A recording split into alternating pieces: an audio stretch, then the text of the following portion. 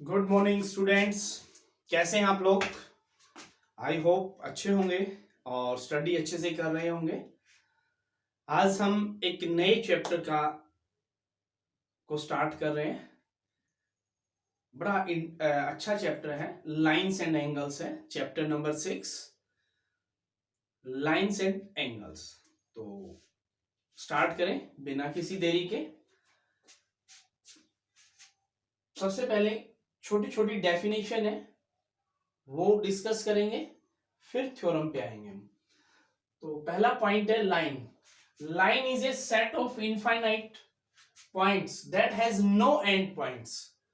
यानी लाइन क्या होती है? लाइन ये लाइन है, राइट, जिसका कोई एंड पॉइंट नहीं है। ये ए बी है लाइन, जिसको हम आगे जितना मर्जी प्रोड्यूस कर सकते हैं और इस तरफ भी, दोनों तरफ, दोनों एंड पे हम इसको प्रोड्यूस कर सकते हैं।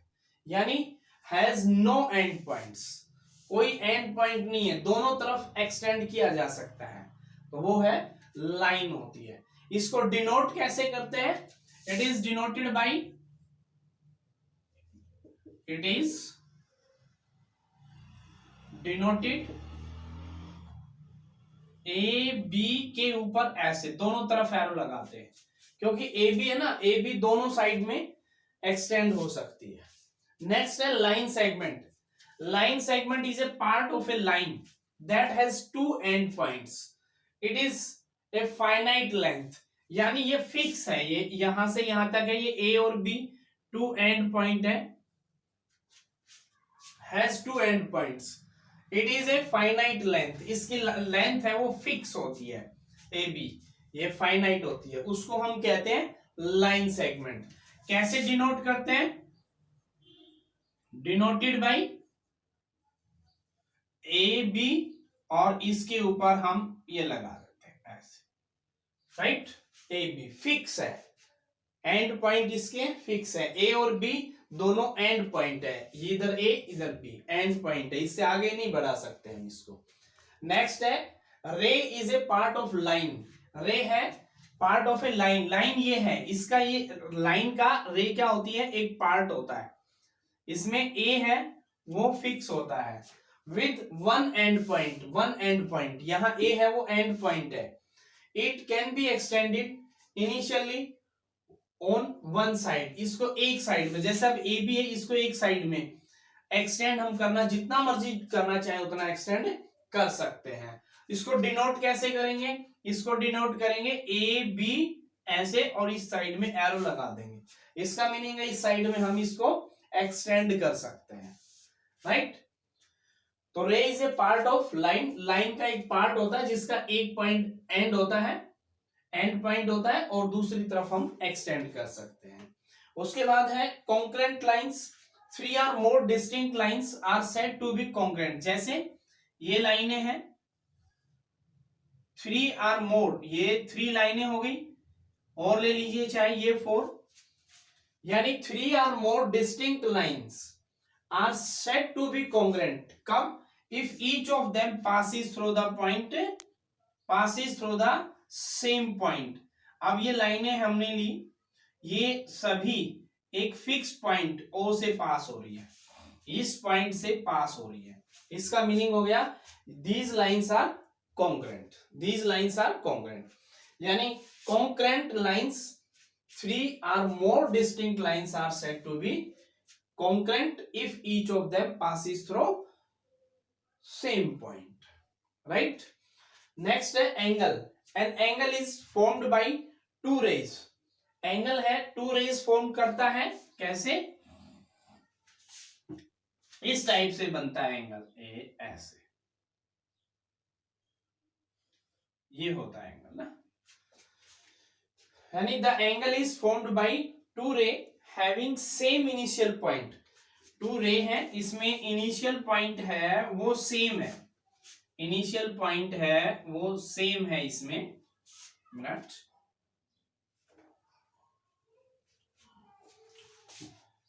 ये इनिशियल पॉइंट होगा इसका वो सेम होगा, ये राइट, ये इनिशियल पॉइंट है ए बी सी, ये एंगल है ये।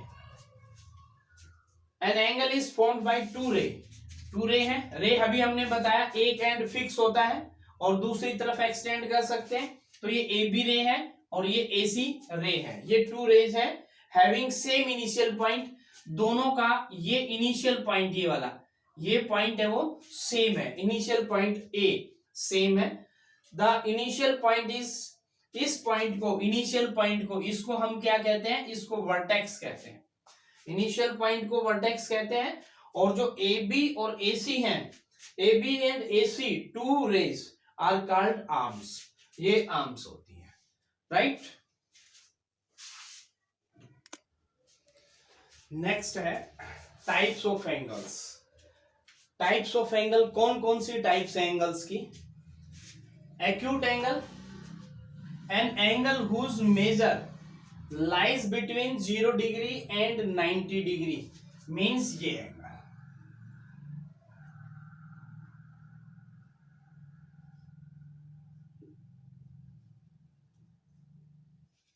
जीरो और 90 के बिटवीन होता है, राइट। 90 से लेस हम ये भी कह सकते हैं, 90 से लेस जो एंगल है वो एक्यूट एंगल कहलाता है। Right angle, an angle whose measure is 90 degree, जैसे ये एंगल है, ये कितने डिग्री का बना दिया 90 डिग्री, तो इसका मीनिंग है कि ये राइट एंगल है, right. Obtuse angle, an angle whose major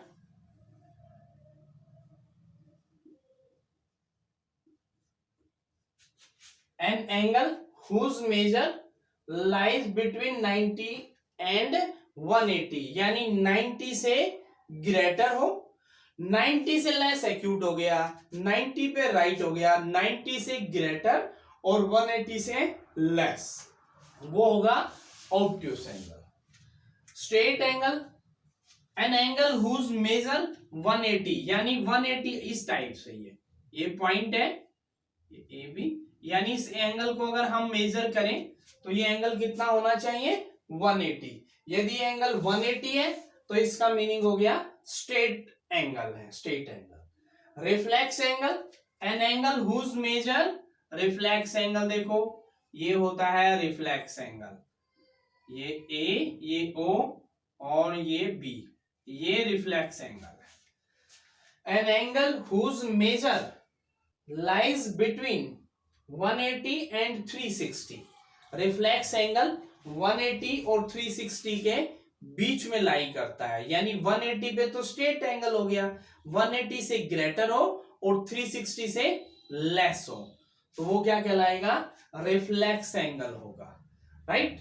किसी एंगल का रिफ्लेक्स एंगल फाइंड करना हो तो क्या करते हैं हम 360 में से माइनस कर देते हैं। अब मान लीजिए एंगल हमारा 120 है और हमें इसका रिफ्लेक्स एंगल फाइंड करना है, तो रिफ्लेक्स एंगल कैसे फाइंड करेंगे, 360 में से 120 है तो 120 माइनस कर देंगे, 60 है तो 60 माइनस कर देंगे, 110 है तो 360 में से 110 माइनस करने से रिफ्लेक्स एंगल आता है।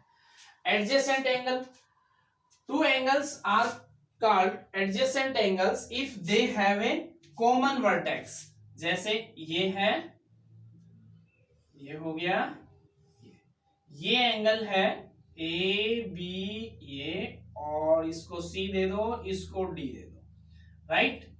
ये एडजेसेंट एंगल है, कैसे, इनके अंदर ये जो वर्टेक्स है दोनों एंगल में ये कॉमन है, कॉमन वर्टेक्स होनी चाहिए, और वन आर्म एक कॉमन आर्म, ये जो आर्म है ये वाली आर्म ये क्या है कॉमन है, इस एंगल में भी काउंट हो रही है और इसमें भी काउंट हो रही है, तो common vertex common arm and there non common arm lie on different sides of the common arm, और नॉन कॉमन आर्म है वो इनके दोनों तरफ डिफरेंट साइड में होनी चाहिए, एक इस साइड में एक इस साइड में, एक लेफ्ट साइड में एक राइट साइड में, इस तरह से डिफरेंट साइड्स में होनी चाहिए कॉमन आर्म के, राइट।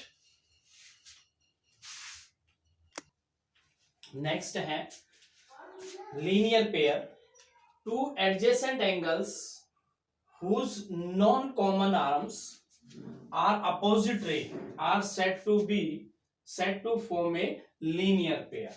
मीन्स इस टाइप से है ओ ए और ये ले लीजिए यहाँ पे बी और ये हो गया सी, राइट। ये angle this two adjacent angle, ये दोनों एंगल क्या है, एडजेसेंट एंगल है। एडजेसेंट एंगल की हमने अभी डेफिनेशन बताई थी, आर्म क्या होनी चाहिए दोनों एंगल की, कॉमन होनी चाहिए और वर्टेक्स कॉमन होना चाहिए। तो यहाँ पे ओ इस दोनों एंगल का कॉमन वर्टेक्स है और कॉमन आर्म है, राइट। तो इसका मीनिंग हो गया ये दोनों एडजेसेंट एंगल है। अब ये कह रहा है कि एडजेसेंट एंगल में non common arm, non common कौन सी है, ये तो कॉमन है, ये नॉन कॉमन है। ये नॉन कॉमन आर्म्स हैं, वो क्या होनी चाहिए, अपोजिट रे होनी चाहिए। यानी ये OA और OC ये एक दूसरे के बिल्कुल अपोजिट होनी चाहिए, बिल्कुल अपोजिट होनी चाहिए, राइट, स्ट्रेट लाइन होनी चाहिए। Are set to form a linear pair. तो इस टाइप से यदि नॉन कॉमन आर्म है वो अपोजिट है तो हम उसको क्या कहेंगे, उन टू एंगल्स के पेयर को लीनियर पेयर कहेंगे। इनका सम, अगर मैं इस एंगल को 1 और इसको 2, तो इसका मीनिंग हो गया एंगल 1 और 2 का सम 180 डिग्री होगा। यानी two angles, two adjacent angles का, आप ऐसे भी कह सकते हैं टू एडजेसेंट एंगल का सम 180 है तो वो कैसे है, लीनियर पेयर है, राइट। यदि टू एंगल्स लीनियर पेयर है तो इसका मीनिंग हो गया उन टू एडजेसेंट एंगल का सम 180 होगा। क्लियर, ये था linear pair. Complementary angle, complementary angles are two angles whose sum is 90। यानी टू एंगल्स हैं, कंप्लीमेंट्री एंगल होंगे कब, जब उन दोनों का सम कितना हो, 90 degree.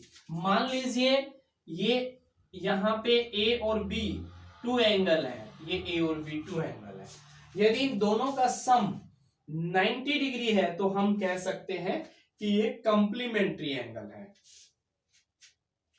Each is called the complementary of the other. ये एक दूसरे के कंप्लीमेंट होते हैं, एक दूसरे के कंप्लीमेंट्री एंगल है।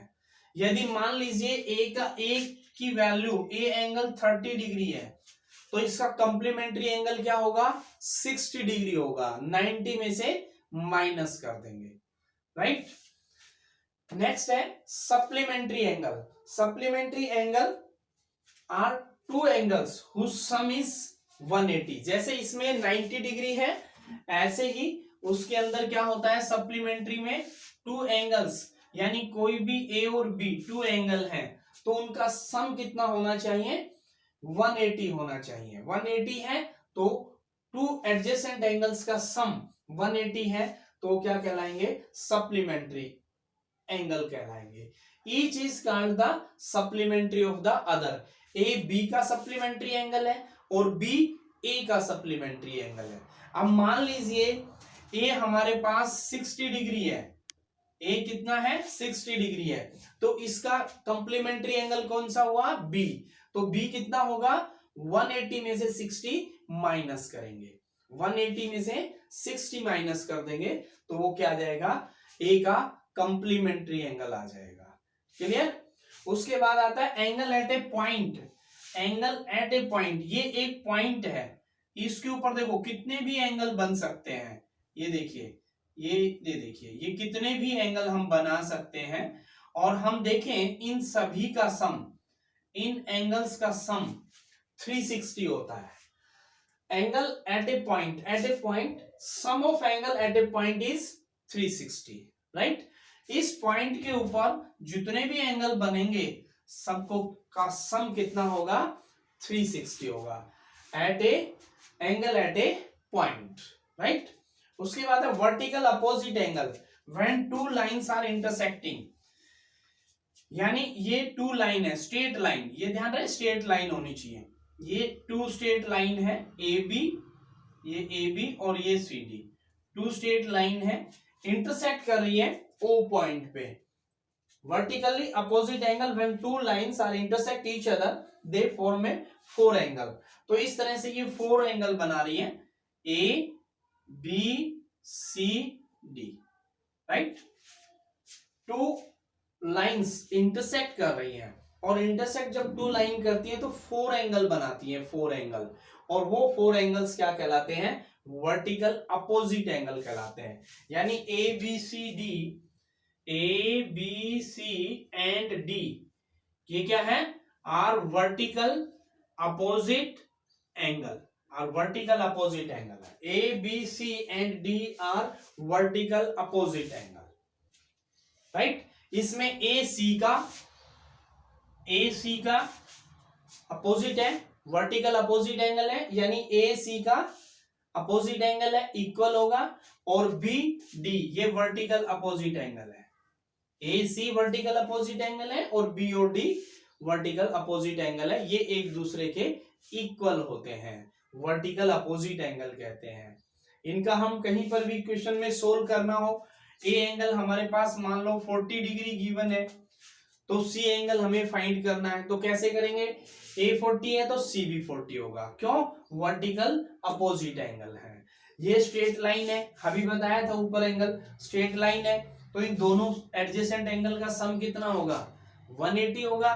तो 180 में से माइनस करके 180 में से 40 माइनस करके हम बी फाइंड कर सकते हैं, 144 आएगा। और बी और डी क्या है? वर्टिकल अपोजिट एंगल है, तो डी भी कितना हो जाएगा? 140 हो जाएगा।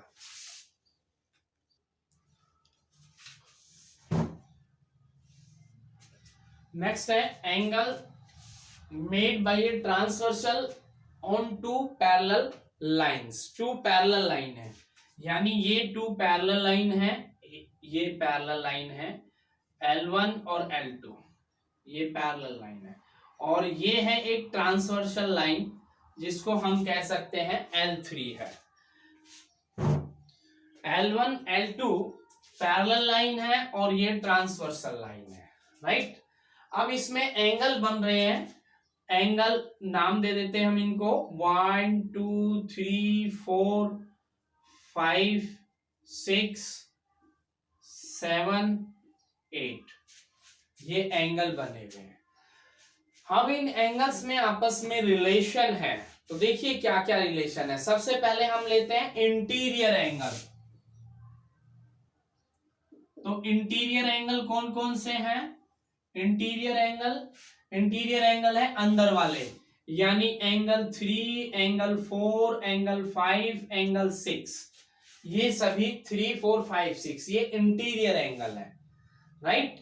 उसके बाद है exterior angles.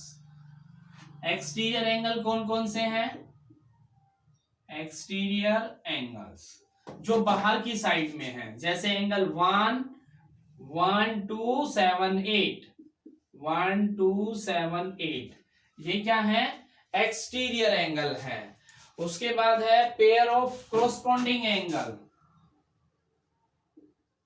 Pair of corresponding angle, pair of corresponding angle कौन कौन से हैं? 1 5 ये कोरस्पॉन्डिंग एंगल है, 1 and 5 ये कोरस्पॉन्डिंग एंगल है, 2 6 2 and 6 2 and 6 ये क्या है? कोरस्पॉन्डिंग एंगल है। 3 7 ये भी कोरस्पॉन्डिंग एंगल है, 3 and 7, और 4 and 8 ये भी कोरस्पॉन्डिंग एंगल है, 4 and 8। अभी हमने बताया interior angle, exterior angle, pair of corresponding angle. Alternate interior angle, alternate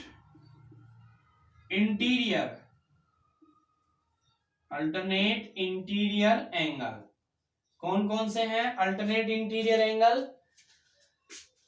alternate तो ये हो गए इंटीरियर अंदर की साइड के, तो एंगल 4 इक्वल 6 के एंड एंगल 3 इक्वल 5 के, ये क्या है? अल्टरनेट इंटीरियर एंगल है, अंदर की साइड में है। ऐसे ही alternate exterior angle,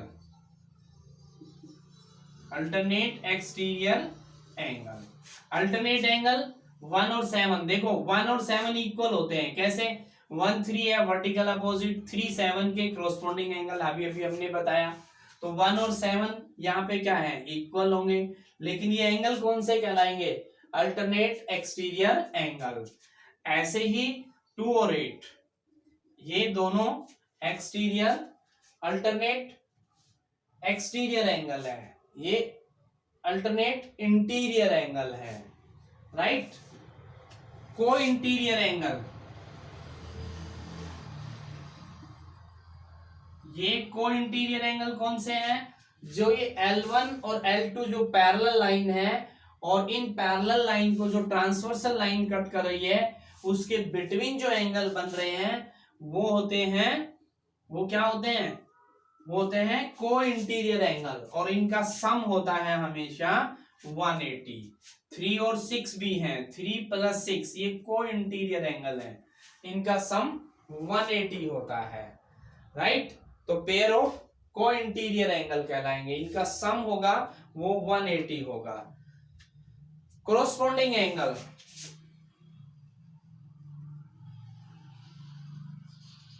corresponding angle, corresponding angle कौन कौन से हैं, कोरोस्पोंडिंग एंगल, कोरोस्पोंडिंग ले चुके हैं हम तो, यस यस कोरोस्पोंडिंग एंगल हम पहले लिख चुके हैं, right.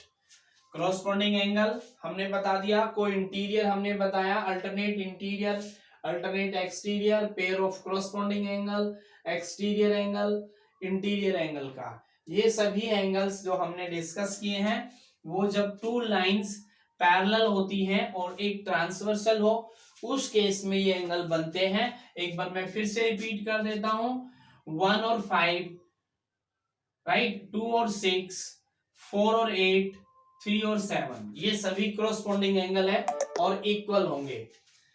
3, 5 alternate interior, 4, 6 alternate interior, 1, 7 external interior angle alternate exterior angle और 2, 8 अल्टरनेट एक्सटीरियर एंगल, ये हमेशा इक्वल होते हैं, राइट।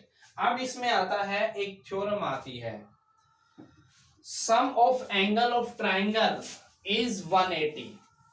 थ्योरम है sum of angle of triangle is 180, ये भी एक बार डिस्कस कर लेते हैं। Theorem sum of angle of triangle is 180, right. इसका मीनिंग हो गया, थ्योरम में क्या करते हैं हम, गिवन लिखते हैं पहले, तो गिवन क्या है, ट्राइंगल गिवन है, ए ट्राइंगल हमारे पास गिवन है, ट्राइंगल ABC ये गिवन है, ये हमारे पास क्या है, गिवन है, राइट। ओके, प्रूव क्या करना है, प्रूव करना है angle A plus angle B plus angle C is equal to 180। Construction भी लेना पड़ेगा, कंस्ट्रक्शन क्या होगी इसमें, कंस्ट्रक्शन एक ड्रॉ करनी पड़ेगी लाइन DE पैरेलल BC के, यानी ये कंस्ट्रक्शन किया हमने DE, इस लाइन को DE को पैरेलल ड्रॉ कर दिया, किसके, BC के पैरेलल लाइन ड्रॉ कर दिया, राइट।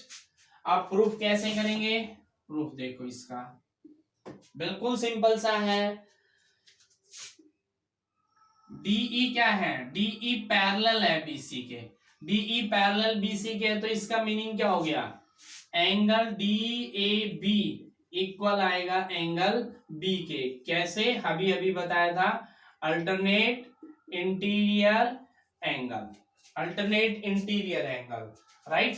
ऐसे ही एंगल EAC इक्वल आएगा एंगल C के, इसका भी सेम रीजन है, अल्टरनेट इंटीरियर एंगल, ओके। अब DAE ये क्या है, DAE is a straight line है, स्ट्रेट लाइन है, राइट। DAE एक स्ट्रेट लाइन है, स्ट्रेट लाइन है, तो इसका मीनिंग क्या हो गया, angle DAB plus angle A plus angle EAC तीनों का सम कितना होगा, 180 होगा।